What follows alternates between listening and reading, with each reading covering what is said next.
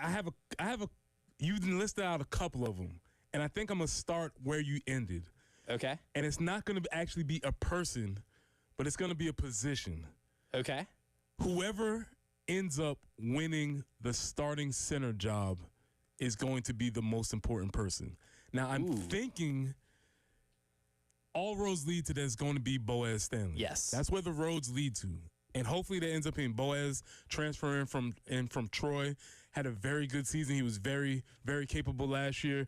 One of the big things I saw last year, he gave up 0 sacks in any passing situations, penalized 0. Two things that I don't know if you watched Gamecock football last year. We gave up a lot of sacks and we had a lot of penalties.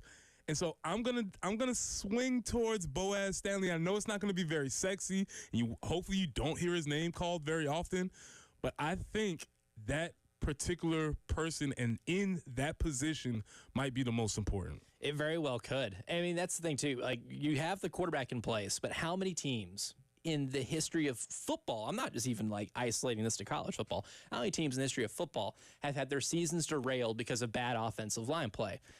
Just 2 years ago here, I mean, we will never know what the full potential of the 2023 Gamecock offense was because we never saw Spencer Rattler not running for his life, right? And that totally limited what you could do on offense. And I have to be honest, we saw Lenoris running for his life last year. It just so happened that he's Superman, and he can do that. Spencer didn't have those capabilities to be able to do that, wheels. Right? And so a lot of the deficiencies from the O-line were covered up by Lenoris' superhuman athletic ability, which he still possesses and he'll still do this year. But that particular group in that particular position is going to need to tighten up. And that's the one thing, too. We all remember the touchdown that Lenoris ran on 3rd and 17 to bury Clemson at Clemson.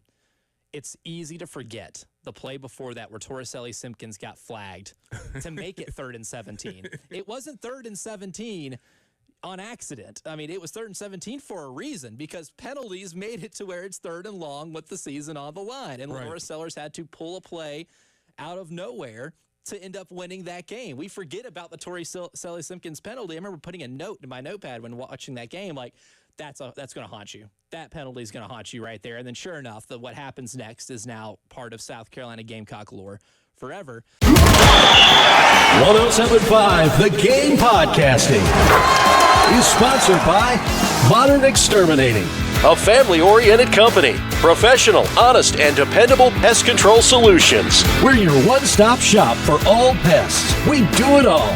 We know what bugs you. Visit us online at pestfreesc.com.